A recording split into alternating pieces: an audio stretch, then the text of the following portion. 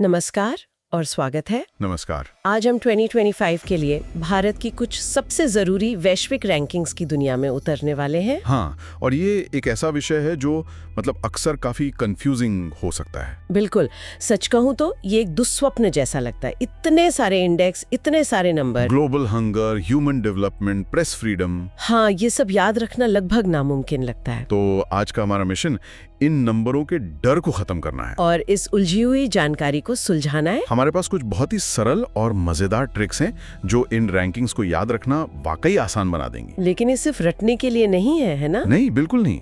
ये इन नंबरों के पीछे की कहानी को समझने का एक दरवाजा खोलने जैसा है। बिल्कुल, और ये समझना जरूरी है कि ये नंबर सिर्फ स्कोर कार्ड नहीं है, ये एक तरह से एक्सरे है। एक्सरे? अच्छा। हाँ, ये हमें बताते हैं कि देश कहाँ मजबूत है और कहाँ और ध्यान देने की जरूरत है। तो आज की बातचीत का मकसद इन नंबरों को एक शुरुआती बिंदु बनाना है जी। जहाँ से भारत की वैश्विक स्थिति पर एक गहरी और सार्थक समझ की शुरुआत हो। बहुत सही कहा। तो चलिए इस एक्सरे को देखना शुरू करते हैं। बिल्कुल। मेरे ख्याल से हमें उन इंडेक्सेस से शुरू करना चाहिए जो सीधे सीधे समाज और मानव विकास को मापते हैं। हाँ, ये सही रहेगा। तो पहला ही आंकड़ा थोड़ा गंभीर है, ग्लोबल हंगर इंडेक्स। इसमें भारत की रैंक 102 है 125 देशों में से। ये नंबर देखकर ही थोड़ा अजीब लगता है। हाँ, 102 एक चिंताजनक रैंक है और ये सिर्फ पेट भरने या कैलोरी की कमी के बारे में नहीं है। अच्छा। ये इंडेक्स 4 पैमानों को देखता है: कुपोषण, चाइल्ड स्टंटिंग मतलब उम्र के हिसाब से कम कद, चाइल्ड वेस्टिंग भी है ना, कद के हिसाब से कम वजन। बिल्कुल, और बाल मृत्यु दर। और भारत की रैंक पर सबसे ज्यादा असर इसी चाइल्ड वेस्टिंग के आंकड़ों से पड़ता है, जो दुनिया में सबसे ज्यादा में से एक है। ओह, तो ये नंबर असल में हमारी अगली पीढ़ी के स्वास्थ्य की कहानी बता रहा है। ये भविष्य से जुड़ा एक अलार्म है। खैर, इसे याद रखने की एक ट्रिक है जो इस गंभीरता को थोड़ा हल्का कर सकती है। बताइए। सोचिए, भूख के मारे 102 डिग्री बुखार आ गया। भूख से 102 डिग्री बुखार, ये वाकई यादगार है और इसकी गंभीरता को भी दर्शाता है। इसी से जुड़ा हुआ अगला इंडेक्स है वर्ल्ड हैप्पीनेस रिपोर्ट। खुशहाली में हम कहाँ हैं? यहाँ हमारी रैंक 118 है। 118, जो कि फिर से बहुत अच्छी रैंक नहीं मानी जाएगी। नहीं। और ये भी दिलचस्प है क्योंकि ये सिर्फ खुश महसूस करने के बारे में नहीं है। ये इंडेक्स जीडीपी, सामाजिक समर्थन, जीवन के फैसले लेने की आजादी और देश में भ्रष्टाचार की धारणा, जी, इन सबको देखता है। जी, ये 6 बड़े कारक हैं। और इसे याद रखने की ट्रिक में ही एक विरोधाभास छिपा है। अच्छा। एक भारतीय ठाठ से रहता है तो बन गया 118। वाह, और यही विरोधाभास इसकी असली कहानी है। कैसे? ट्रिक कहती है ठाठ से रहना, लेकिन 118वीं रैंक बताती है कि आर्थिक विकास के बावजूद वो सामाजिक कारक जहां लोगों को एक दूसरे का सहारा महसूस हो या सिस्टम पर भरोसा हो, वहां अभी भी बहुत काम करने की जरूरत है। बिल्कुल। और इसी कड़ी में अगला है ह्यूमन डेवलपमेंट इंडेक्स यानी HDI। हाँ, इसमें हमारी रैंक है 130। और इसे याद रखने की ट्रिक तो शायद सबसे आसान है। भारत की जनसंख्या लगभग 130 करोड़ है, तो रैंक भी 130। ये एक सीधा कनेक्शन है। लेकिन HDI का मतलब समझना जरूरी है। ये सिर्फ जनसंख्या नहीं बल्कि 3 चीजों का औसत है। जीवन प्रत्याशा मतलब एक औसत इंसान कितना जिएगा, शिक्षा, हाँ, स्कूल में बिताए गए साल, और प्रति व्यक्ति आय। तो 130वीं रैंक का क्या मतलब हुआ? इसका मतलब है कि हम मध्यम मानव विकास वाले देशों में आते हैं। हमारी अर्थव्यवस्था तेजी से बढ़ रही है, लेकिन उस विकास का असर औसत भारतीय की लंबी उम्र और बेहतर शिक्षा में बदलना अभी भी एक चुनौती है। ये एक मिली-जुली तस्वीर है। हाँ, बिल्कुल। चलिए अब उन स्तंभों की बात करते हैं जिन पर कोई भी समाज खड़ा होता है: शांति, समानता और शासन। हाँ, क्योंकि अगर ये स्तंभ मजबूत नहीं है तो मानव विकास की नींव भी कमजोर रह जाती है। तो ग्लोबल पीस इंडेक्स में हमारी रैंक क्या है? 115। 115। इसकी ट्रिक बड़ी मजेदार है।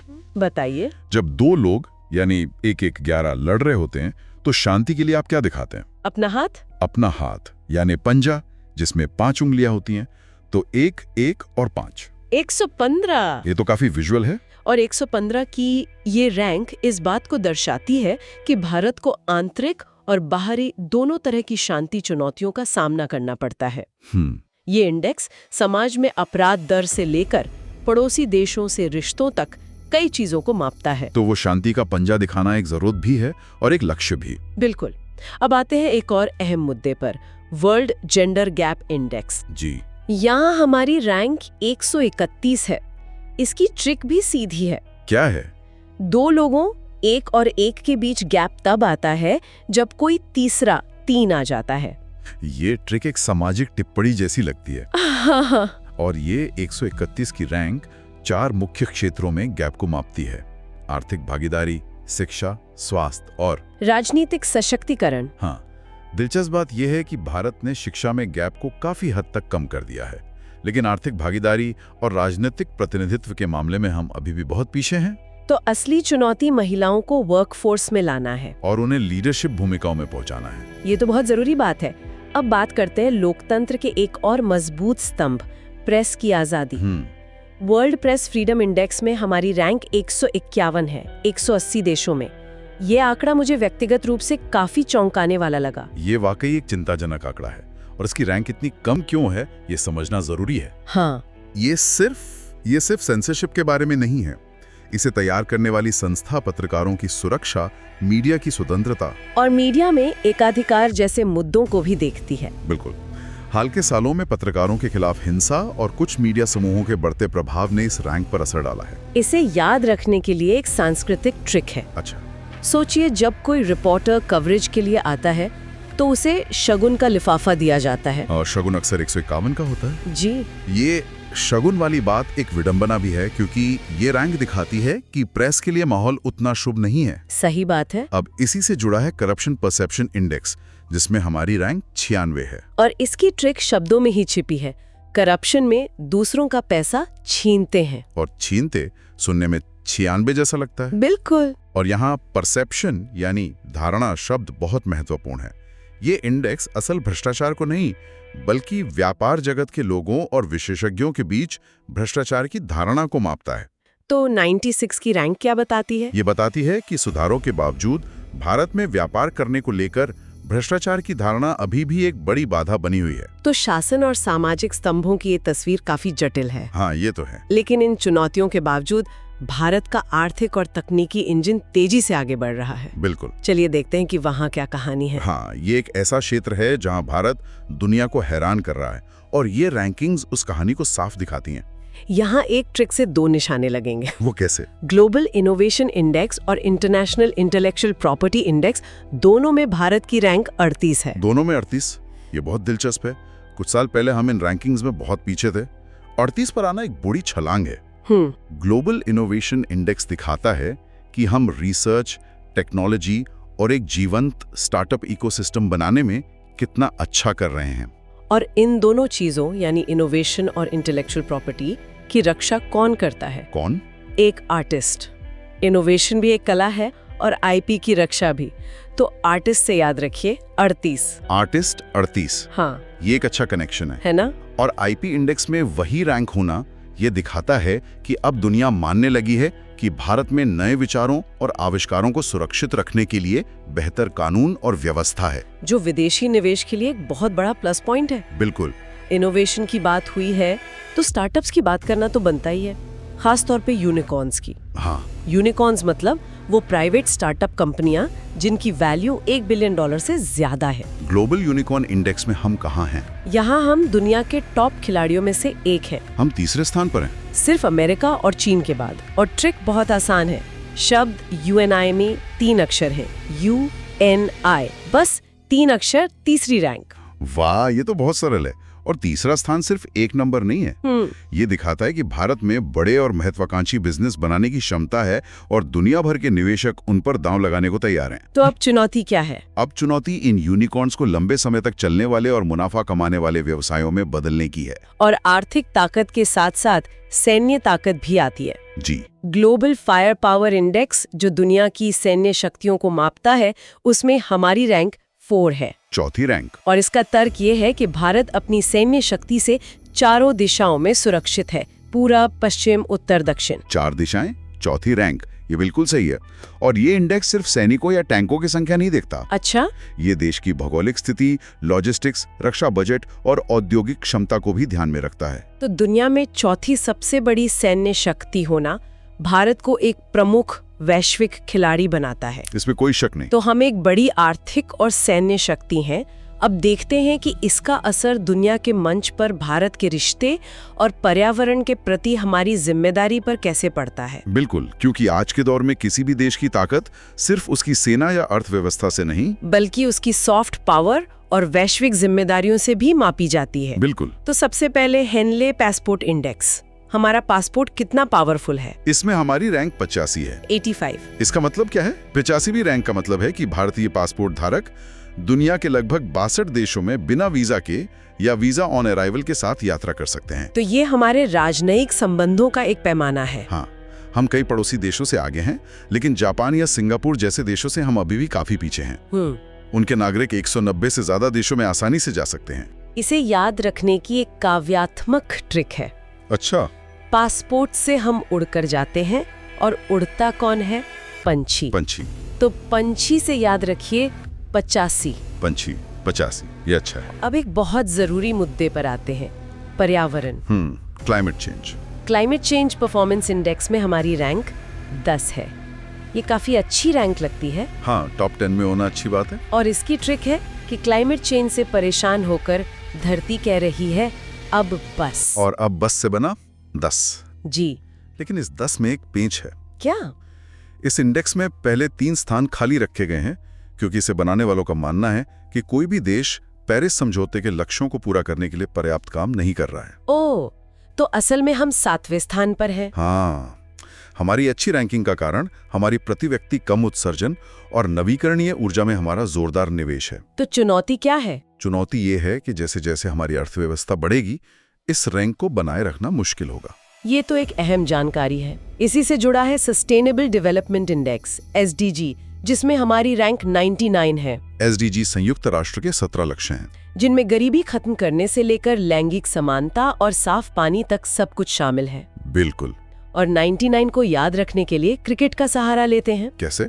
हम सेंचुरी से बस 8 रन दूर रह गए, 99 पर आउट हो गए। ये ट्रिक बिल्कुल सही बैठती है। ये दिखाती है कि हम कई लक्ष्यों के बहुत करीब हैं, लेकिन अभी भी कुछ महत्वपूर्ण क्षेत्रों में काम बाकी है, खासकर भुखमरी, असमानता और टिकाऊ शहरों जैसे लक्ष्यों में। बिल्कुल। और आखिर में एनर्जी ट्रांजिशन इंडेक्स, इसमें रैंक है 71। इसका लॉजिक ये है कि कोई भी बड़ा ट्रांजिशन तभी होता है जब सब साथ एक होकर चलें। 7 और 1 यानी 71, एकता में शक्ति। ये इंडेक्स मापता है कि किसी देश का ऊर्जा तंत्र भविष्य के लिए कितना तैयार है, मतलब वो कितना टिकाऊ और सुरक्षित है। जी।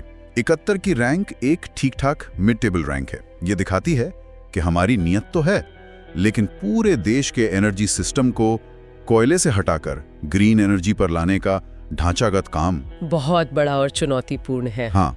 तो ये तो हो गई भारत की वैश्विक तस्वीर।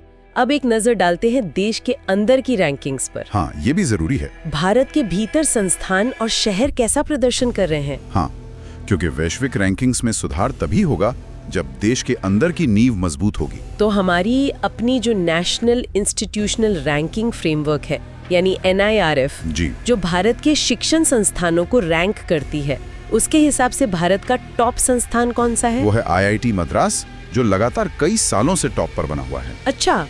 NIRF संस्थानों को पढ़ाई, रिसर्च, उद्योग से जुड़ाव और स्नातकों के नतीजों जैसे कई पैमानों पर परखता है। तो IIT मद्रास का लगातार टॉप पर रहना इसकी अकादमिक उत्कृष्टता को प्रमाणित करता है। बिल्कुल। और अगर हम शहरों की बात करें तो ग्लोबल लिवेबिलिटी इंडेक्स में रहने के लिए सबसे अच्छे भारतीय शहर कौन से हैं? इस लिस्ट में नई दिल्ली 120वें और मुंबई 121वें स्थान पर है। ये जानना जरूरी है कि ये एक वैश्विक लिस्ट है, जिसमें दुनिया के 173 शहर हैं। हाँ। तो 120 और 121 की रैंक बहुत अच्छी नहीं लगती, लेकिन ये वियना और कोपेनहेगन जैसे शहरों के मुकाबले है। सही बात है। ये रैंकिंग्स हमारे बड़े शहरों के सामने मौजूद चुनौतियों को उजागर करती हैं, जैसे कि इंफ्रास्ट्रक्चर, प्रदूषण और स्थिरता, भले ही वो अवसर के सबसे बड़े केंद्र हो। बिल्कुल। तो ये थे 2025 के कुछ प्रमुख सूचकांक और उन्हें समझने के कुछ तरीके। हाँ, हमने देखा कि कैसे भूख से 102 डिग्री बुखार या इनोवेशन के आर्टिस्ट जैसी ट्रिक्स इन नंबरों को कम डरावना बना सकती हैं। बिल्कुल। ये ट्रिक्स इन आंकड़ों को सुलभ बनाने का एक बेहतरीन जरिया है, लेकिन लेकिन जैसा हमने शुरू में कहा था, ये सिर्फ पहला कदम है। असली समझ इन नंबरों के पीछे के क्यों को खोजने में है। सही बात है, ये नंबर सिर्फ एक स्कोर है, असली कहानी तो उसके पीछे छिपी है। हाँ, हमें ये सवाल पूछना होगा, भारत इनोवेशन में 38वें और भुखमरी में 102वें स्थान पर क्यों है? ये एक बड़ा सवाल है। हम दुनिया की तीसरी सबसे बड़ी यूनिकॉर्न इकोनॉमी हैं, लेकिन खुशहाली में 118वें स्थान पर क्यों हैं? इन विरोधाभासों के क्या कारण हैं? क्या ये नीतिगत फैसलों का नतीजा है या गहरी सामाजिक आर्थिक संरचनाओं का? इन कारणों को समझना ही ज्ञान का अगला स्तर है। तो ये ट्रिक्स बस दरवाजा खोलती हैं? हाँ, लेकिन असली खोज तो उस दरवाजे के पार है। बिल्कुल, इन सवालों के जवाब ही हमें असल तस्वीर दिखाएंगे और भविष्य का रास्ता भी। और यही आज की चर्चा का सबसे महत्वपूर्ण टेकअवे है। इन नंबरों को एक शुरुआती बिंदु के तौर पर देखें, अंतिम फैसले के तौर पर नहीं। बिल्कुल। और इसी सोच के साथ मैं श्रोताओं के लिए एक सवाल छोड़ना चाहूंगा जी। इन सभी सूचकांकों में से वो कौन सा एक नंबर है जिसके पीछे का क्यों जानना आपके हिसाब से भारत के भविष्य की दिशा को समझने के लिए सबसे ज्यादा जरूरी हो सकता है?